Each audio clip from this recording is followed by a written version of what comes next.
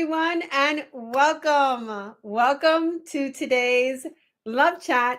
I'm Gladys Diaz, and I'm so happy to be here with you today as we talk about what are some.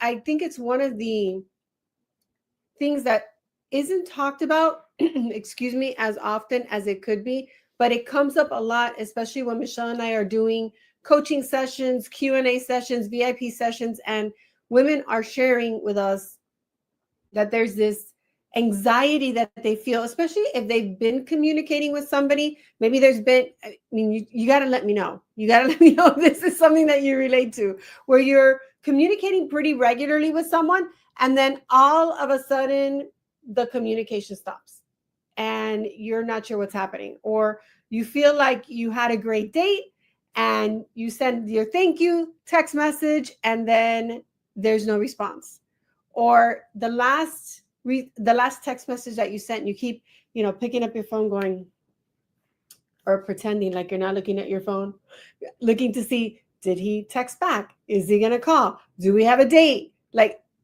am I making this up? Because I'm not seeing anything in the comments. Like, is this something that you go through where you feel a little bit of anxiety when you're dating and you're texting with someone and either there isn't any response coming, or maybe it's not as regular as it was when at one point maybe there was a lot of communication and then it stops, or you see that he read a message. Here's a good one. You see that he read the message, and why in the world is he not responding, right? Like, why hasn't he responded? So there actually is a phenomenon called dating and text anxiety, and I actually spent some time doing some research. And the main reason why this why texting in and of itself does not cause anxiety. Even somebody not responding to your message is not what causes the anxiety. What's causing the anxiety is everything that you're making up about why things slow down, or why the person hasn't answered your text, or why he's taking so long, or why he hasn't made the plans. Is he going to make the plans? It's the thinking about what's happening, that actually, the overanalyzing it, that actually creates the anxiety. So especially if, for example, you've been having a pretty, what seems like a good, hey, Christine, thank you. Christina, thank you for for letting me know that I'm not talking to myself. She's like, true, right? Especially if there seems to have been some flow back and forth, and all of a sudden you're not seeing the same level of the communication. What starts to happen is you might start over analyzing. So you start dissecting your message, his message, the last 5-10 messages, trying to see if you said or did something wrong. A lot of times that's the first thing. Like, if that happens to you, that you start dissecting, like going back, scrolling up and down to see what was the last message, or did I say or do something wrong, go ahead and put a D for dissecting. for dissecting and over analyzing, let's go ahead and put a D. What starts to happen is you start to look for the reason why the person is not responding back to you. Then what could also happen is when you sense that there's been a lot of silence, an easy, like a temptation that there might be, is to then send another message, like, oh, maybe he didn't see it, and it's called, it's referred to as double texting. So you send another message, or you send the, hey, how are you doing? A lot of women tell us, well, what if something happened to him? Like, shouldn't I reach out to him? Shouldn't I look to see if he's okay? But what's really happening is that you have a fear. Now, your brain doesn't say, hey, you have a fear. What it says is, what if something happened to him? What if he is in an accident? But what's underneath that is, what if he just doesn't want to respond? Like, what happened? And so what starts to happen is there's this fear of rejection that hasn't even happened yet. Maybe this person never does right back to you. But here's the thing. In order for somebody to reach rejection anyways is, I don't think I have time to, that's a whole nother love chat. But no one's ever really rejecting you. And especially when you're first getting to know somebody, the person doesn't know you well enough to like you or not like you or reject you. You're just in a phase of getting to know one another. But the brain doesn't know how to tell the difference between what's actually happening, which is somebody just hasn't responded to the text message, and you fearing that this means that it's never going to work out, that you're always going to be by yourself, that men just are players, that this is just a scammer, that this is another catfish. And your brain, do you see like that? It's like this domino effect. One thought hits another thought, hits another thought, hits another thought. And that's what's actually causing the anxiety. Now, another thing is, and this is just a nature of what's happened in, let's just call it technology, society, is that we're so used to like that instant hit, that instant gratification. Somebody texts me, I text back, and it comes back, that the lapse in time could actually be what's generating the anxiety. But again, if you go like a few layers underneath that, it's because you're afraid that the person is not going to answer. And then the fear under that is why you think this person isn't answering. Did you do something wrong? Did you say something wrong? Did you mess things up?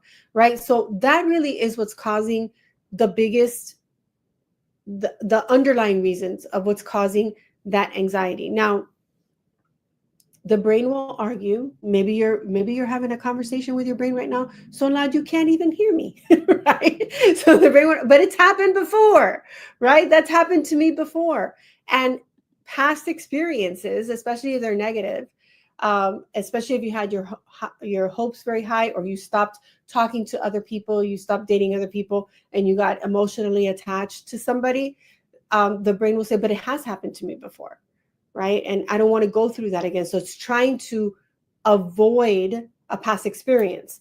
Another thing, like I mentioned, like you got attached to somebody. So if you have a very anxious attachment style, when somebody doesn't respond, doesn't reach out, doesn't communicate, doesn't say hi, doesn't say good morning, doesn't say good night, that starts to amplify your anxiety. And you'll start, again, looking to see what happened, what did I do wrong, what did I say wrong, why is this happening to me again?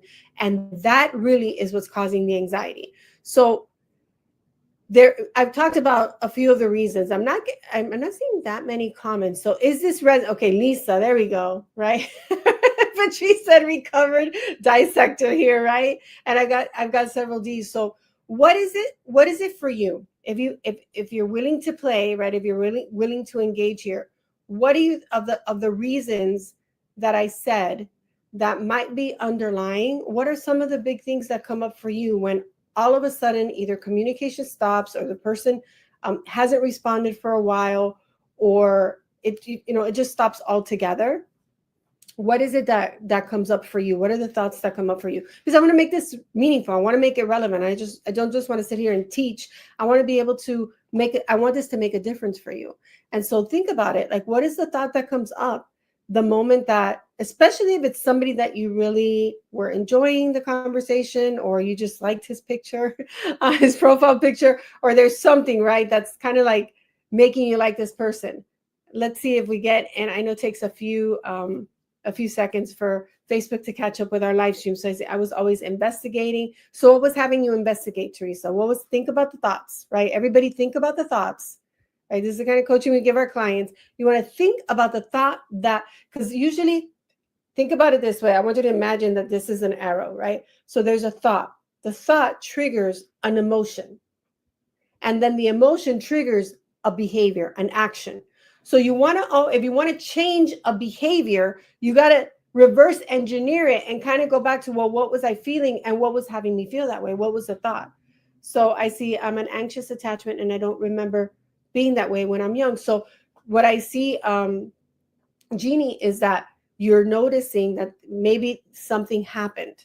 So I want you to think about what is it that's everybody, not just Jeannie. Those of you watching our replay, if you're watching our replay, go ahead and put #replay. For those of you who watch this after the fact, if you're on YouTube, go ahead and put YT for YouTube so we know where you're watching. But think about the thoughts. One of the biggest breakthroughs that the women that we work with have is that you actually start having an empowered relationship with your thoughts, with your brain, where instead of your thoughts taking over, sending you into a spin, into a panic attack, into isolation, right? And shutting everyone and everything out, you're actually able to think about the thoughts. And then you can take some, I was going to say committed action, but it's not even that. You think about the thought in the space that you create, you're actually able to an empowered action. Okay. So what is it that makes you feel anxious? I missed oh, hey, Catherine. So we're talking about the reasons. You can always come back and watch the replay, but we're talking about what causes text anxiety, what it is that has you get anxious when somebody stops texting, or there's a pause, there's a lapse in the texting, and now you're like driving yourself crazy, continuing to pick up the phone every 2 seconds, or every time your phone flashes or beeps, you're wondering if it's him, right? There's a series of actions that take place, but it's not the texting itself or the lack of texting. It's what's going on internally that's wreaking havoc on your nervous system, on your ability to just enjoy the dating process, because there's all of this presumption about why this is happening, right? So, and you're not alone if you're experiencing this, right?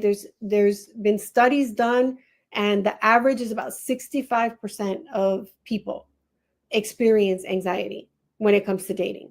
So again, when it comes to women, like the ones who are drawn to us in our community, who are highly driven, you're used to getting things done, you're used to, like, cause and effect, action, reaction, and then all of a sudden there's a lapse or a pause. There's something that happens up here that gets triggered, and then it starts the either texting right away or getting angry. Some people get angry right away. Some people get very like doom and gloom, like, oh, this is why it's never going to happen for me. This always happens to me. This is such a waste of time. I'm better off alone. Right? So that's what I'm trying to get you all to think about, because if you don't understand what is actually triggering the anxiety, meaning the thought that you have, then what happens is you're thinking that texting or online dating or meeting people is what's causing your anxiety. But that's not the case. It's the thinking about what's happening, or making up, right? Making up a story, or we call it also attaching a meaning to what's happening or not happening, that's literally triggering an emotional response. And then that emotional response, in some cases anxiety, in some cases anger, in some cases like wanting to like shut it all down and just be single for the rest of your life. There's something that's happening, and we want you all to feel empowered so that your thoughts are not the ones controlling what you do, what you say, what you don't do, and what you don't say. Okay. So the real reason that this is happening, like I said, is the thought. Not getting, I'm going to keep checking here. So, okay. So I got some thoughts coming. Thank you. There goes another one.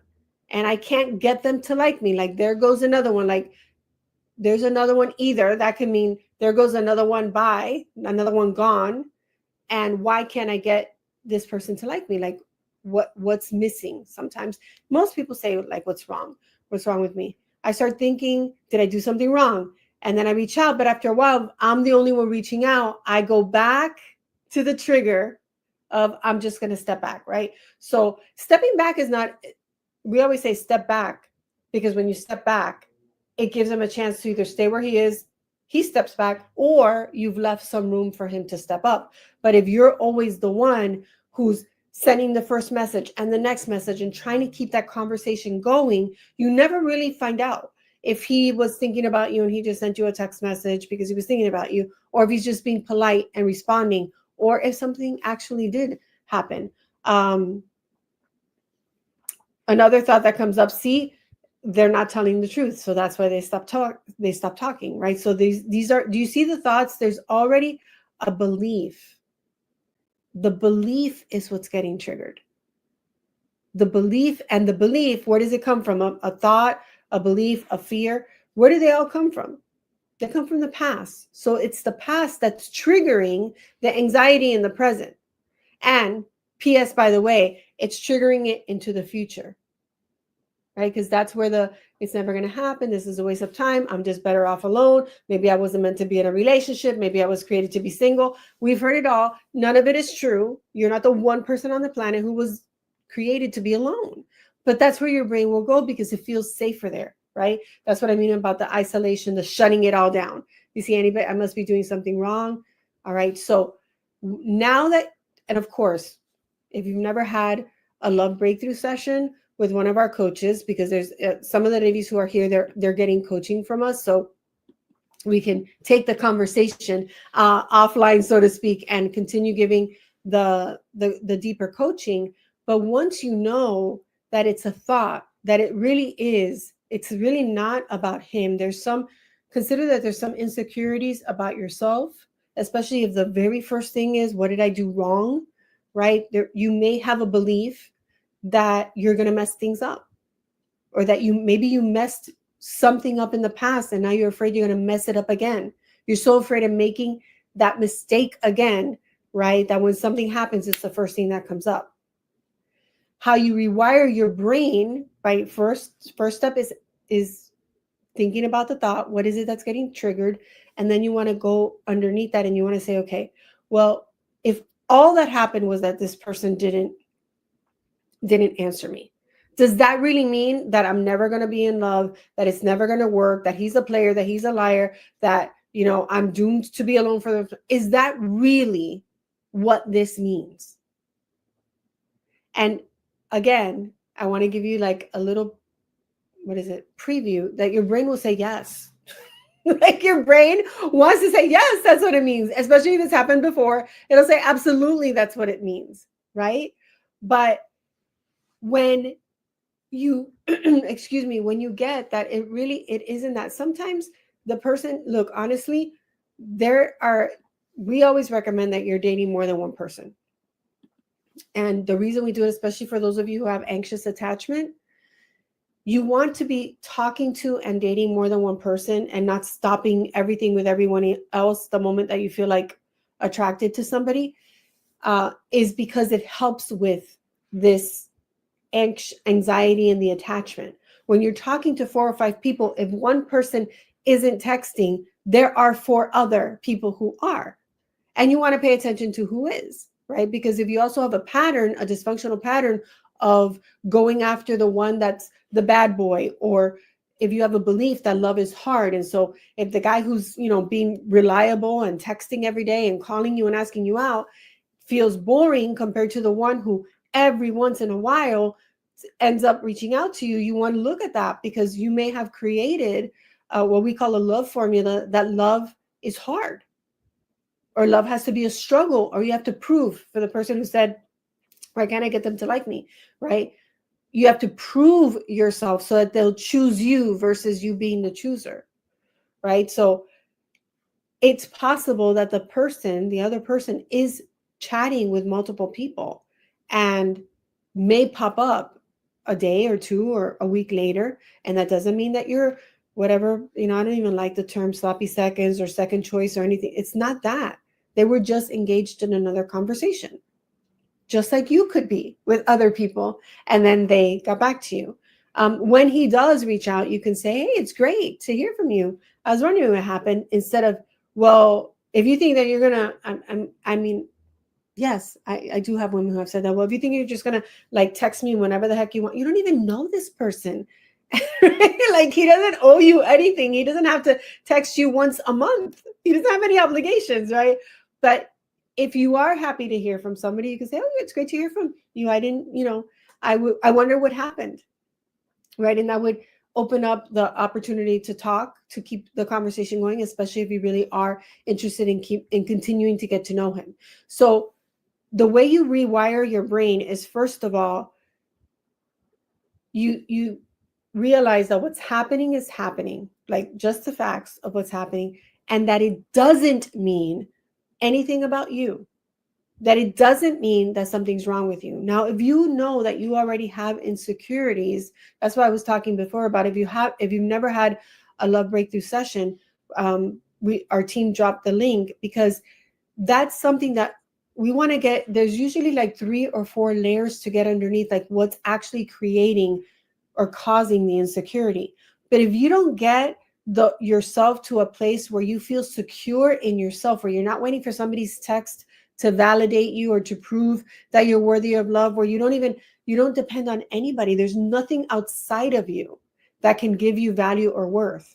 If that's something you want to transform the relationship with yourself, and you've never had a love breakthrough session, you absolutely want to do that, because especially if this kind of thing keeps happening, and where you first go is that you did something wrong, there's something wrong with you, or you're not meant to be in relationships, you want to start to rewire your brain to realize that somebody else's actions have nothing to do with your value, your worth, but also how do you stay in an empowered state, so that when somebody doesn't show up the way you hope they would, or they send you a text message or don't send you a text message that you weren't expecting, then you don't go off into your own spiral and you don't take yourself out of your own power, right? The best way to start to rewire your brain is to really strip away and replace all of the disempowering thoughts, fears, and beliefs that created the dysfunctional patterns in the first place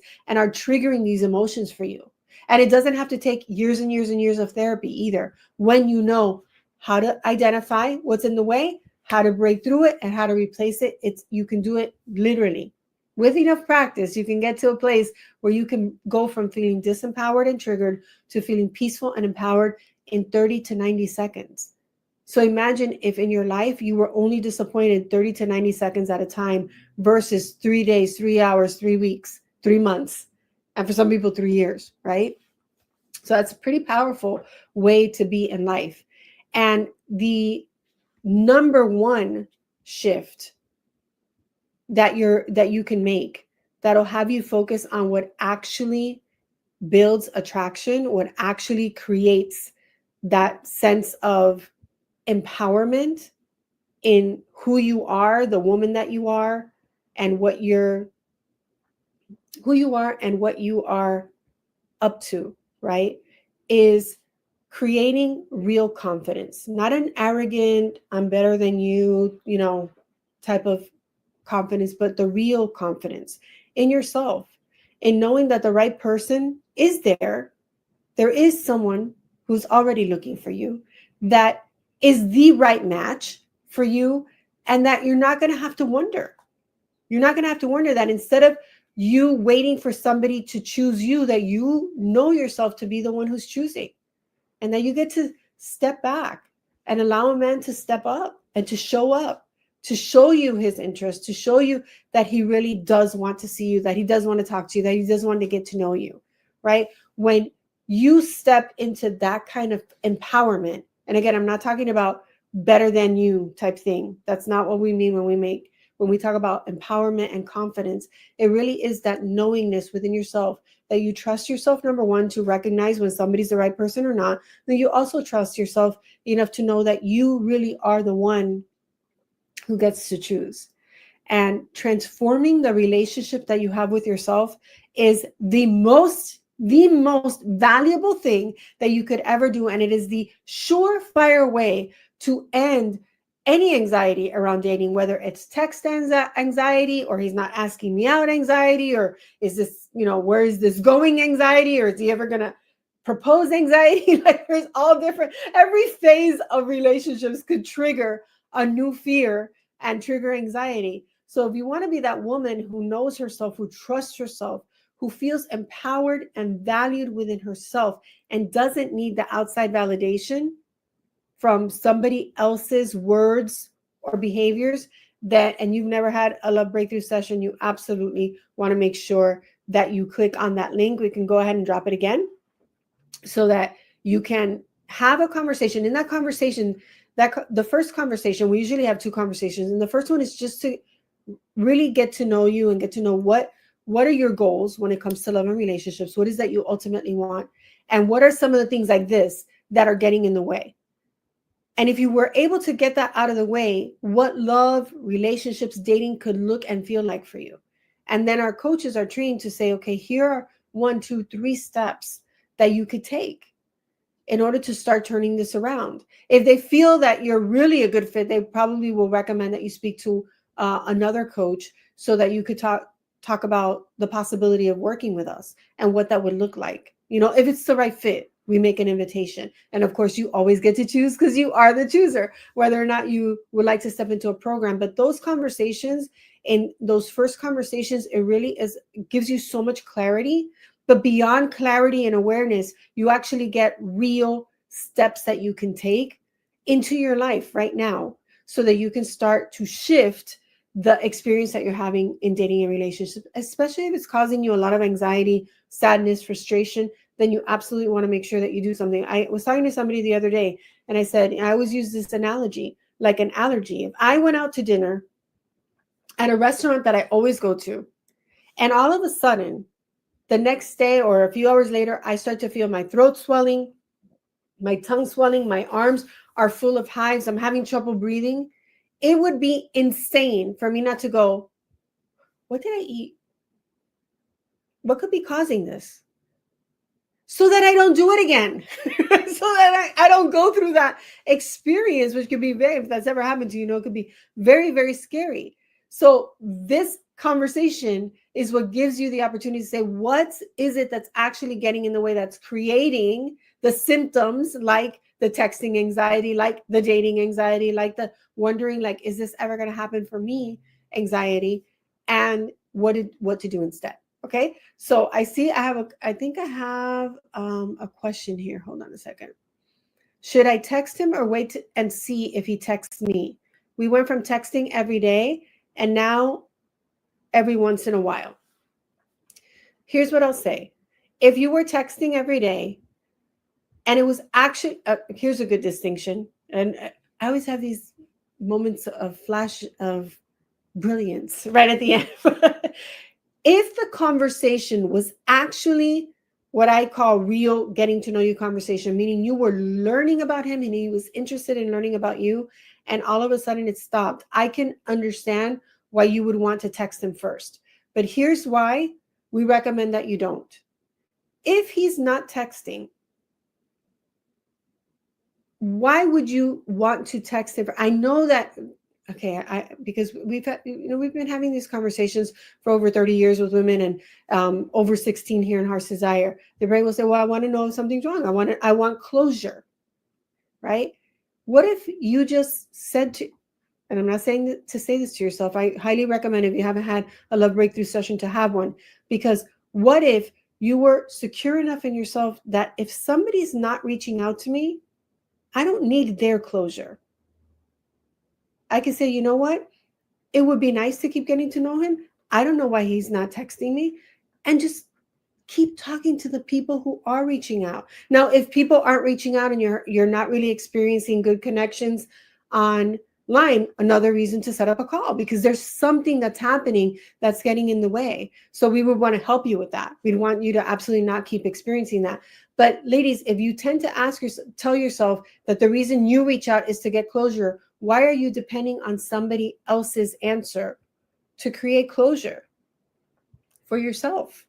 You could either decide, you know what, this wasn't somebody I was enjoying the conversation with, or if you were, it'd be nice to have a conversation. If he ever reaches out again, I'll continue the conversation. But you don't need closure from somebody else in order for you to move on. Does that make sense? Lisa, let me know. Marilyn had the same question. Thank you, Janet. She said you're brilliant, because I had these pops like at 3 minutes to before we're supposed to end. So is there any other question? I can go ahead and answer a question. Oh, I love that insight. I used to be aloof, scared of men, but aloof comes off like I don't care, I'm standoffish, right? So I felt I should try harder to overcompensate. This is the third time that overcompensating comes up today in a conversation for me. I always call those God whispers. Whenever something happens 3 times in a row, God's trying to tell me something. So maybe, I don't know, Marin, I'll write it down. That might be a good topic for a love chat. But you tend to want to overcompensate. This is where people become overly chatty or ask a lot of questions, or maybe you send 3 questions in a row, right? Hoping that it'll keep the conversation going, or overcompensating and trying to be like overly nice. And this can happen in texting, and it can happen when you're having your video conference calls or your telephone conference calls, or even your in-person dates. So again, because she's been working with us. She realizes that there was actually a fear. Now, the work to do is, what am I afraid of? There's always the question to ask yourself whenever you're starting to get a hint that there's, anxiety is a reflection of fear. That's why I've been talking so much about fears. But what is it that I'm afraid is going to happen? What am I afraid is not going to happen? And if you can go deeper, and of course, our coaches can help you get really to the what we call the root fear, right? What's really underneath the one that you see, then you actually have a shot at not just breaking through that, but replacing it with something that empowers you versus causes you anxiety. Okay. So, great job, Lisa. He's like, I registered. She got her call. Coachable. First question we ask is, are you coachable? So I say yes to Lisa. All right. So those of you watching on replay, if you've got a question, make sure you ask it. We'll come back. Somebody in our team will absolutely reach out to you. You can go ahead and click on that link if you've never had a Love Breakthrough call, even if you're watching this on YouTube, on another platform, or on replay. Okay. As long as we have spots available, you can go ahead and grab one. And so remember that if somebody stops texting you, or you haven't gotten the answer to the text message that you were hoping for, or in the amount of time that you were hoping for, and you notice yourself getting anxious, the first thing you want to remind yourself is that this doesn't mean anything about me.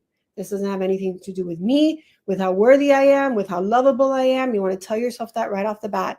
And you want to remind yourself that if you think about the relationship that you want to be in for the rest of your life, if it doesn't include being anxious and wondering if the person likes you, then this person is not right for you. Or you just haven't gotten to know them well enough to know whether or not they are. So remember that if they pop back in, you don't need to chastise them or call them out on the carpet or make them feel bad. It's just like, oh, I was wondering what happened. It's so nice to hear from you again, if it's somebody that you really want to continue the conversation with. And now, if that person keeps, after a while, this is a pattern that shows up, you get to choose whether or not it's somebody that you want to keep engaging with, right? It's not up to him.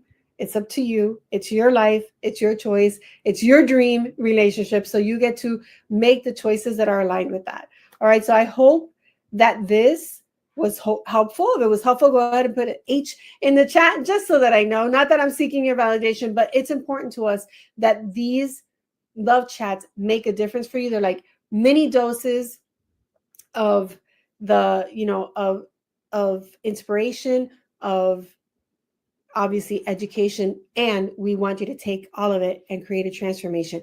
By the way, you want to make sure, and I don't know if she's ready for this, but you want to make sure to join our YouTube channel, because Facebook is now only leaving live streams up for 30 days.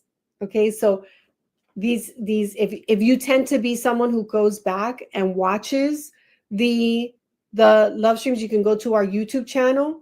Our YouTube channel doesn't have all of the ones we've ever done, because we didn't know this was going to happen, but it does have quite a few love chats that you can go back, and maybe it's even easier for you to watch it on YouTube, because you can search for in the channel for very specific topics. We always try to make sure that the title of the love chat tells you what the topic is actually about, what we're actually talking about. So thank you for dropping that. We'll make sure that we also send some emails to our list. If you're not on our email list, you need to get on there. I don't know what else we could drop.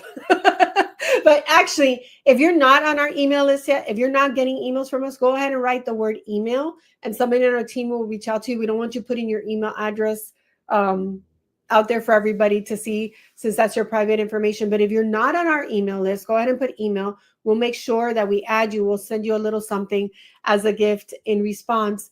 And that way, we're going to be sending out emails to remind people that the love chats are going to be coming down. I can't remember the exact date, but the old ones, the ones that we've done for years and years and years, we've been doing this for so many years, they're all coming down. So we're going to put as many of them as we can on the YouTube channel. But imagine 16, I think we've been doing love chat with the Love Twins at least, I don't know what the oldest one is. I want to say 2015, 2016. There's no way we're going to have the time to download all of them and put them on YouTube. But you can start following us on YouTube.